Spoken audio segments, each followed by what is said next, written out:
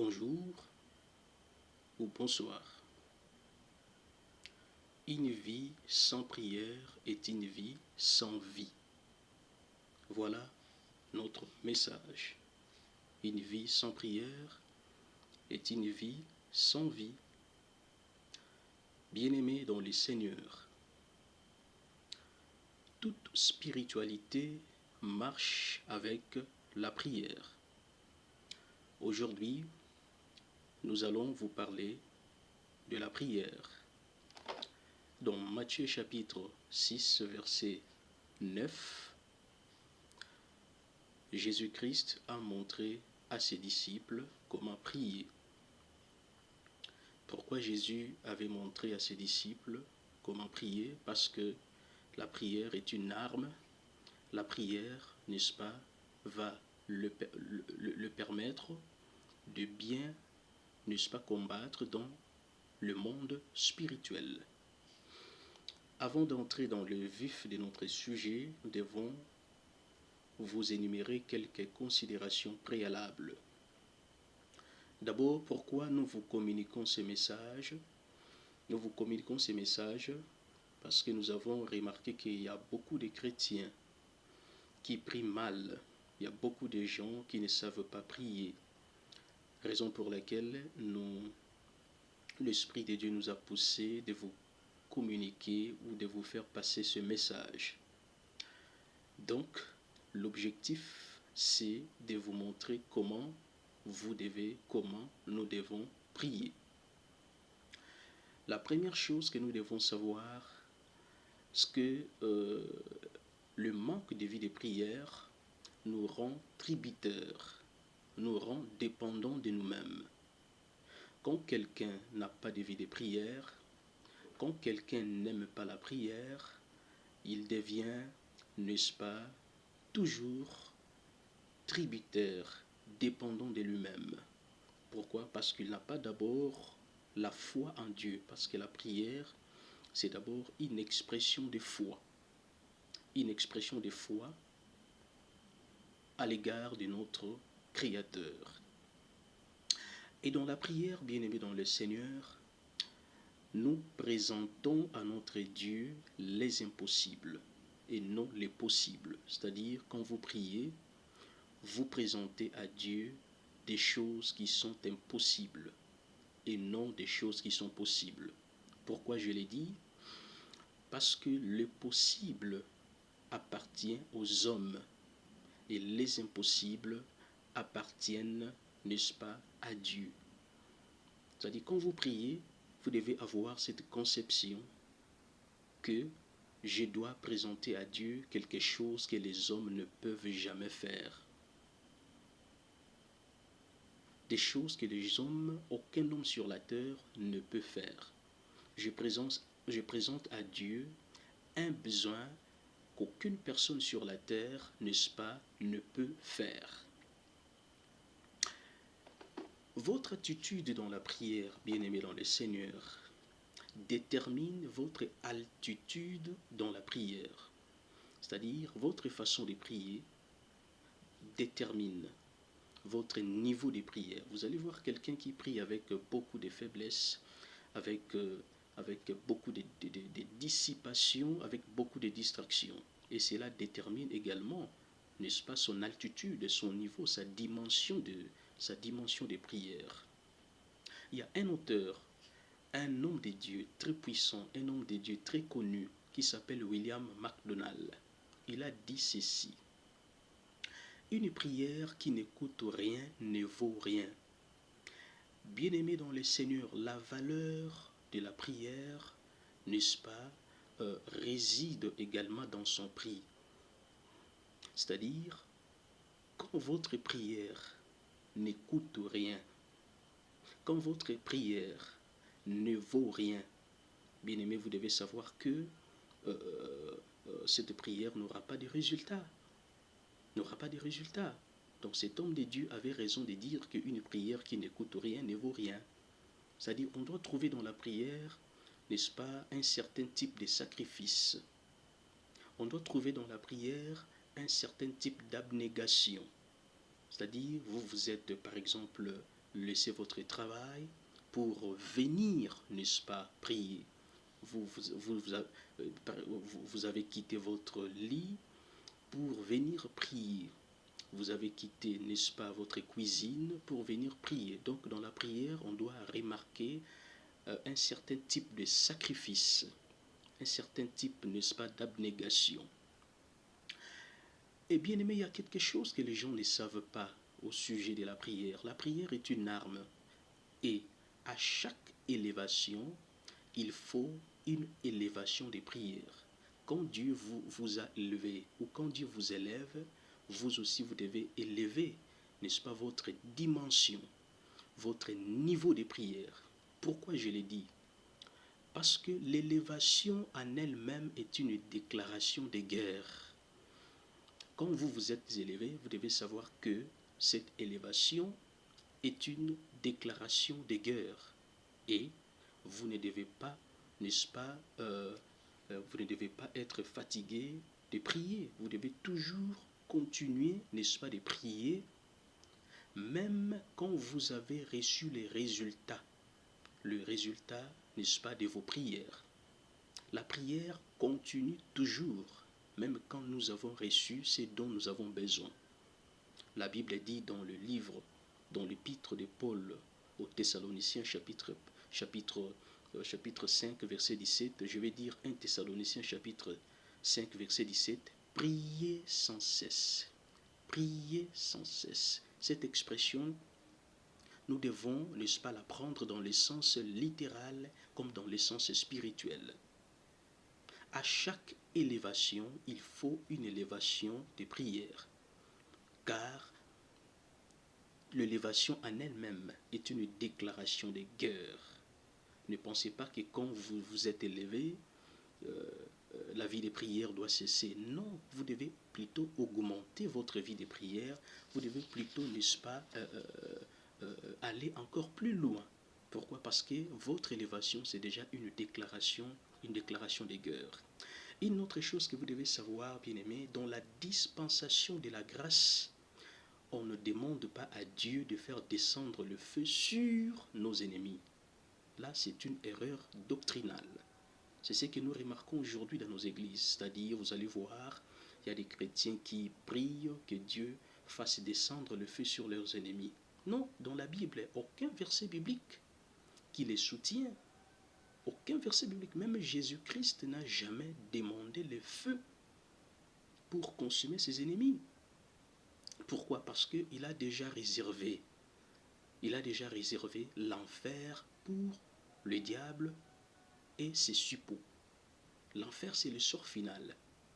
Et pendant que nous sommes, n'est-ce pas, pendant que nous sommes dans le monde, nous ne pouvons pas prier à Dieu de faire descendre le feu sur nos ennemis. Non. Même dans la Bible, cette expérience n'existe pas. Nous devons plutôt demander à Dieu, n'est-ce pas, de faire descendre le feu pour consumer les œuvres de nos ennemis. La Bible dit, le Fils de l'homme a paru pour détruire les œuvres du diable. Il n'est pas paru pour consumer le diable, mais il a paru pour détruire les œuvres du diable. Donc la façon de prier change, varie selon les dispensations, selon les âges. C'est-à-dire, un enfant ne peut pas prier comme un adulte ne peut pas prier comme un enfant. Un vieux également ne peut pas prier comme un enfant. Donc la façon de prier change selon les âges, selon le statut social. C'est-à-dire, un pauvre ne peut pas prier comme un riche ne peut pas prier comme un pauvre. Et ça change également selon, n'est-ce pas, selon des états civils. Un marié ne peut pas prier comme un célibataire ne peut pas prier comme un marié. Donc, ça varie selon les âges, selon les états civils, n'est-ce pas, selon les dispensations. Alors, qu'est-ce qu'est la prière? La prière, bien-aimée, je l'ai définie autrement. La prière, ça veut dire rappeler à Dieu ce qu'il a dit dans sa parole au sujet de ce que vous demandez. Voilà ma définition de la prière. Prier, ça veut dire rappeler à Dieu ce qu'il a dit dans sa parole au sujet de ce que vous demandez.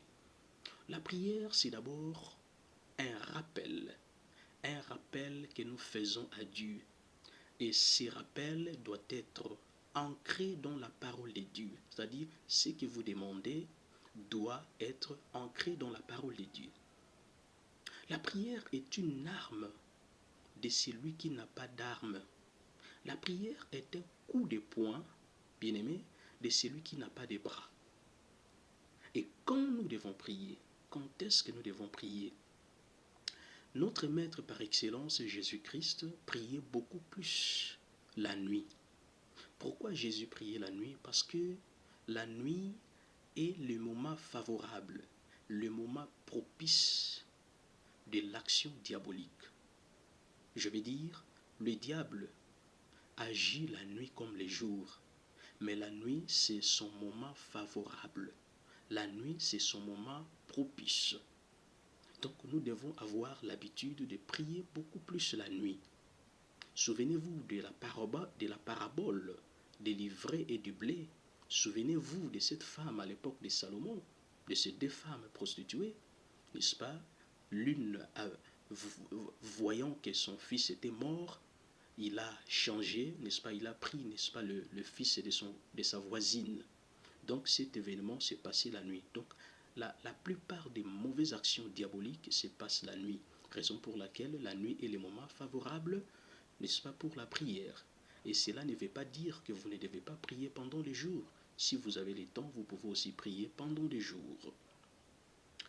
Et dans la nuit, beaucoup plus il faut prier vers 0 heure. 0 heure, pourquoi? Parce que nous devons précéder une nouvelle journée par la prière.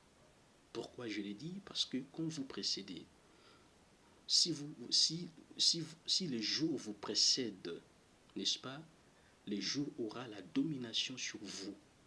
Vous donc, vous devez précéder les jours par la prière pour que vous dominiez sur, n'est-ce pas, cette journée. Quand est-ce que nous devons prier? Nous devons prier quand nous avons eu des songes horribles comme non horribles. Nous avons souvent coutume de dire que non, les songes que je viens de recevoir, ce sont des imaginations, ce sont des hallucinations. Non, non. Quand nous avons eu un songe, nous devons, n'est-ce pas, bien-aimés dans le Seigneur, prier que ce soit un songe horrible ou un cauchemar ou un songe non horrible. Nous devons toujours prier. Nous devons prier quand nous avons réussi et nous devons prier quand nous avons échoué. Nous devons prier quand nous avons gagné et nous devons prier, bien-aimés dans le Seigneur, quand nous avons perdu. Et une autre chose que nous oublions souvent, nous devons également prier avant de manger et nous devons aussi prier après avoir mangé. Nous avons l'habitude de prier seulement avant de manger, mais nous devons aussi avoir l'habitude de prier après avoir mangé. Alors, pourquoi nous prions? Là, vous allez lire Matthieu chapitre 18, verset 19 et Matthieu chapitre 6, verset 7 à 8. Vous allez également lire Jérémie chapitre 29, verset 12 et Luc chapitre 11, verset 2. Pourquoi nous devons prier? D'abord, nous prions parce que la Bible nous les recommande formellement. Si je prie parce que cela est dit dans la Bible nous dit de prier. Deuxièmement, parce que Jésus-Christ est notre modèle, était un homme de prière. Vous allez lire Éphésiens chapitre 6, verset 18. Nous prions parce que nous sommes des êtres faibles, nous sommes des êtres impuissants. La Bible dit, sans Dieu, nous ne pouvons rien faire. Raison pour laquelle nous avons intitulé notre thème, une vie sans prière est une vie sans vie. Vous ne pouvez pas vivre la vraie vie si vous ne priez pas. Vous ne pouvez pas vivre la vraie vie si vous êtes faible dans la prière. Vous allez toujours vivre une fausse vie, une vie que le diable va vous imposer. Pourquoi nous prions, bien-aimés? C'est parce que le diable rôde comme un lion. Cela est dit dans 2 Pierre chapitre 5, verset 8. Bien-aimés, le diable n'est pas loin de nous. Le diable est tout proche de nous. Il est là en train de rôder. Donc nous devons prier. Pourquoi? Parce que le diable rôde. Il rôde comme un lion.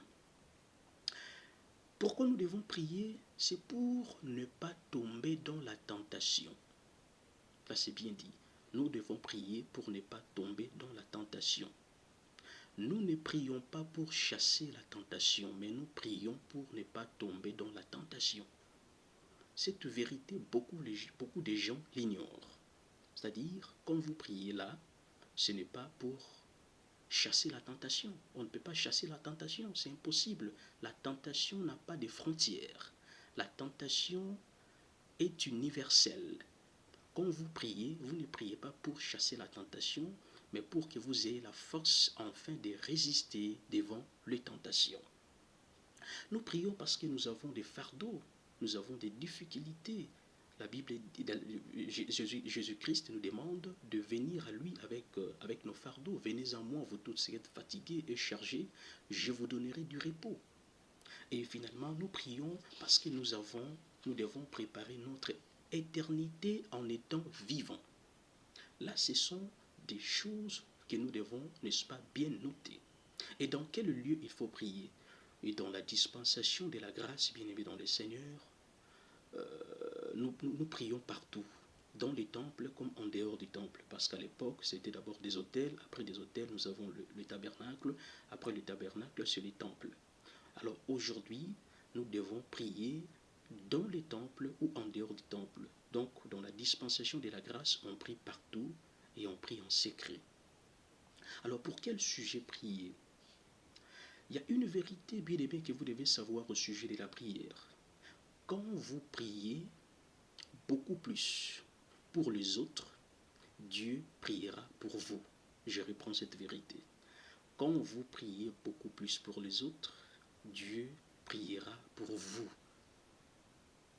C'est une vérité que vous devez bien noter. Et nos prières doivent se conformer à la volonté de Dieu. Là, vous allez lire 1 Jean chapitre 5, verset, n'est-ce pas, 14 à 15. Aujourd'hui, les gens disent qu'en RDC, les gens prient beaucoup, mais les choses ne changent pas.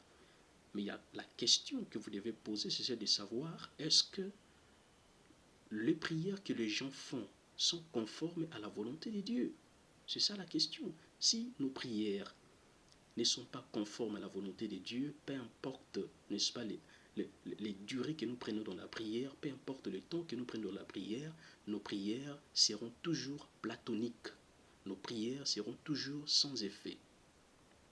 Donc là, c'est une vérité que vous devez bien noter. Et nos mobiles dans la prière doivent être purs. On ne prie pas pour prouver aux gens, n'est-ce pas, qu'on est ceci ou qu'on est cela. Non, nous devons voir des mobiles, nous devons voir des raisons qui sont pures. Et ne demandez pas à Dieu ce que vous savez que la chose que je suis en train de demander est dangereuse pour moi. Il y a des gens qui le font dans la prière. Il y a des gens qui le font. Il demande quelque chose, il sait bien que la chose en question sera très dangereuse pour lui, mais il le demande toujours à Dieu.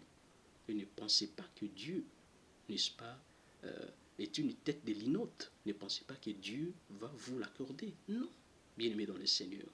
Donc, une vie sans prière est une vie sans vie. Vous allez vivre une vie de photocopie, vous allez vivre une fausse vie, n'est-ce pas?